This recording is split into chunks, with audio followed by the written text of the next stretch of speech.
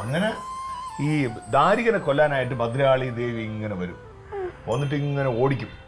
നിലത്തിലിട്ട് ഇങ്ങനെ നിലത്തിപ്പോരെന്നാ പറയാം. നിലത്തിലിട്ട് അങ്ങോട്ടും ഇങ്ങോട്ടും ഓടിച്ചിട്ട് ഇടയ്ക്ക് വിശ്രമിക്കാനായിട്ട് മുകളിൽ കയറിയിരിക്കും. തെങ്ങിലുള്ള ഇരിപ്പിടുണ്ട്. ആകാശത്ത് സങ്കല്പത്തിൽ മേളിലിരിക്കാൻ വേണ്ടിയിട്ട് ഭദ്രകാളി ദേവി വിശ്രമിക്കും. അവിടെ വിശ്രമിക്കും. ഇപ്പുറത്ത് കമകലുണ്ടാക്കിയ ഇരിപ്പിടത്തിൽ ദാരികനെ ഇരിക്കും. എന്നിട്ട് വീണ്ടും ഇറങ്ങി അവർ വീണ്ടും അങ്ങോട്ടും ഇങ്ങോട്ടും പോരി വിളിച്ചിട്ട് അവസാനം ദാരികനെ കൊല്ലും. സത്യത്തിൽ കൊല്ലൂല. ഇപ്പോഴൊക്കെ നമ്മള് ഇതൊരു പ്രതീകമാണ്. തിന്മയുടെ മേൽ നന്മയുടെ വിജയം എന്ന് പറയാൻ വേണ്ടിയിട്ട് കാണിക്കുന്നതാണ്. ഇപ്പൊ ചില അതിനകത്ത് ഈ കുമ്പളങ്ങക്കകത്ത് ഈ സിന്ദൂരൊക്കെ നിറച്ച് വാഴയൊക്കെ വെച്ചിട്ട് വാഴ വെട്ടി കുമ്പളങ്ങ വെട്ടി ചോര കണ്ട് ദേവി പ്രീതിപ്പെട്ട് അവസാനം ഇങ്ങനെ വിശ്രമിക്കുന്നിടത്താണ് കാളികുട്ട് മഹോത്സവം കഴിയുന്നത്. അങ്ങനെയാണ് സംഭവം. അപ്പൊ നമുക്കൊരു ഉച്ചയ്ക്ക് ഊണൊക്കെ കഴിച്ചിട്ട് നമുക്ക് എല്ലാവരും കൂടെ പോയി കാണാം. ഭയങ്കര രസമാണ്. മക്കളെ നമുക്ക് ഇത്ര എല്ലാവരുടെ. പക്ഷെ അമ്മ ഇല്ല. അമ്മ ഇപ്പൊ കുറച്ച് കഴിയുമ്പോ അമ്മയോട് അങ്ങ് വന്നാ രക്ഷപ്പെട്ടു.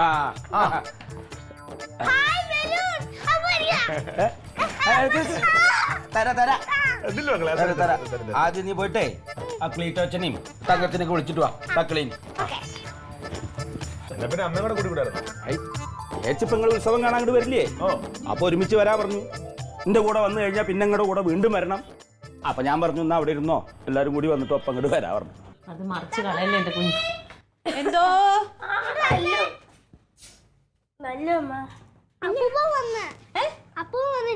അങ്ങോട്ട് വരാൻ പറഞ്ഞു. അപ്പം വന്നോ? എപ്പോഴാ വന്ന്? ആണോ? എന്തിനാ വിളിച്ചത്? എനിക്ക് എന്തോന്ന് അറിഞ്ഞൂടെ. എളുപ്പം വരണേ. ആണോ? അമ്മ ഇപ്പൊ വരാന്ന് പറയണം കേട്ടോ. എവിടെ അമ്മ വന്നിട്ടുണ്ട്. അമ്മ വന്നാ? എന്ത് വിശേഷം? വിശേഷ ഉത്സവല്ലേ? ഉത്സവം? ഇപ്പൊ എന്തോ ചെല്ലാൻ പറഞ്ഞ അങ്ങോട്ട് കാണണമെന്ന്. അപ്പോൾ ഉത്സവത്തിന്റെ നല്ല ദിവസം നോക്കി നല്ല തീരുമാനങ്ങൾ എന്തോ എടുക്കാനായിട്ടാണ് അമ്മ വന്നേക്കണേ. എനിക്ക് മനസ്സിലായി.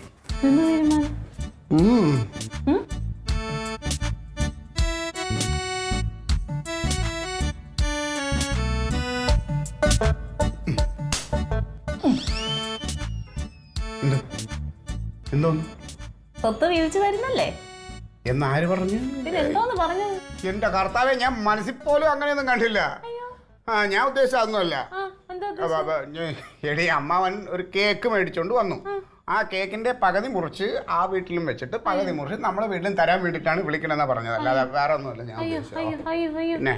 എന്റെ ക്ലീറ്റോ, ഒരു ദിവസത്തിൽ 24 മണിക്കൂറിൽ 23 മണിക്കൂർ ഞാൻ നിങ്ങളുടെ മുഖം കണ്ടോണ്ടിരിക്കണേ.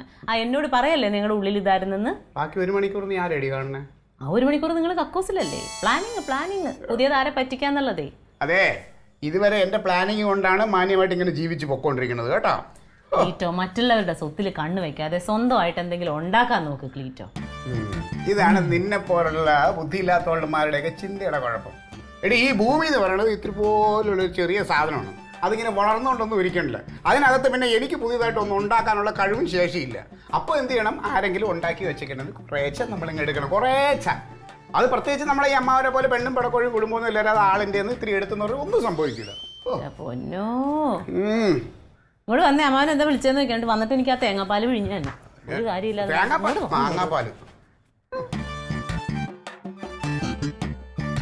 ജമന്തിയെ ഇത്തിരി വെള്ളം എടുത്താ. ആര്?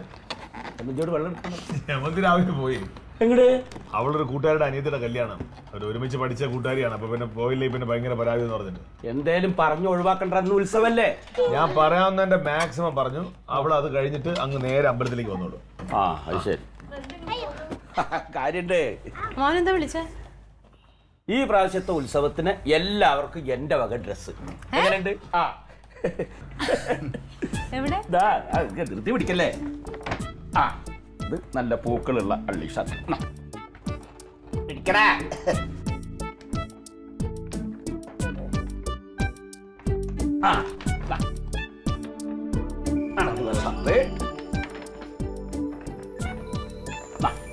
തങ്കത്തിന് സാരി. ഇത് ജമന്തിക്കുള്ള സാരി. അത് രണ്ട് നല്ല തന്നെ. രണ്ടും ഒരേപോലെ തന്നെ അങ്ങോട്ട് കൊടുക്കും. എടി, അമ്മാവൻ അങ്ങനെയൊന്നുമില്ല. അമ്മാവൻ രണ്ടുപേരും ഒരുപോലെയാണ്. അതുകൊണ്ട് കുഴപ്പമൊന്നുമില്ല.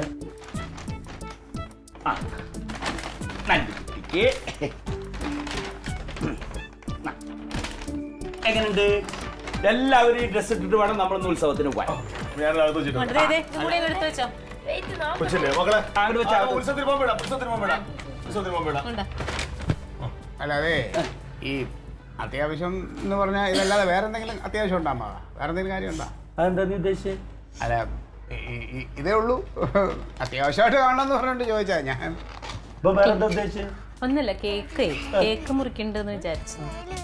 അത് അത്ര നിർബന്ധമാണെങ്കിൽ നമുക്ക് വീട്ടിൽ പോയാൽ കേക്ക് മുറിക്കാം. ആ കേക്കല്ല, കേക്ക് രണ്ടായിട്ട് മുറിച്ചിട്ടേ, ഒരു കേക്ക് ഒരു കഷ്ണം ഇവനും ഒരു കഷ്ണം ക്ലീറ്റോനും, മറ്റേ കേക്ക്. ഓ കേക്ക്.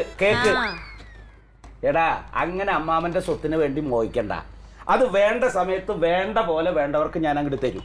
ഇപ്പൊ തന്നെ കുളിരില്ലേ, പനി വരും. എനിക്കൊന്നും വേണ്ട, ഞാൻ ഒന്നും പറഞ്ഞുമില്ല, ഒന്നും ചോദിച്ചില്ല. ഓ, നീ എങ്ങടെ പോണ്? വിട്ടു നോക്കണ്ടേ, പാകാവോ നോക്കണ്ടേ? ഇവന്റെ ഒരു കാര്യം. പോയാ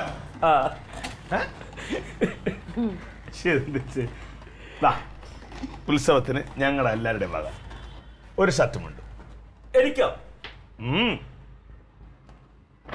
എനിക്കെന്തിനടപ്പ ഡ്രസ്? ഒരുപാട് കിടക്കല്ലേ. എന്നാലും ഞങ്ങളെല്ലാം കൂടെ ചേർന്ന് ഒരു ഷർട്ടും മുണ്ടും മേടിച്ചിട്ട് സന്തോഷമല്ലേ? അതെ.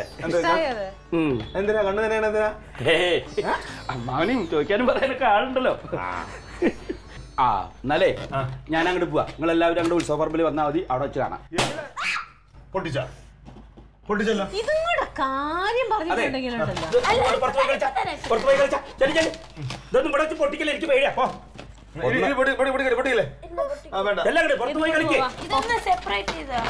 പോയി കേടി, 100 കൂട്ടം പണിയുണ്ട്. ചെല്ല്, പുറത്ത് പോയി കളിക്ക്. അല്ല അത് തട്ടി കളിക്കാൻ. ഒരുമിച്ചിട്ടൊക്കെ തട്ടിയാ മതി. എന്തോന്നമ്മ എവിടെ പോണെന്ന് പറഞ്ഞു?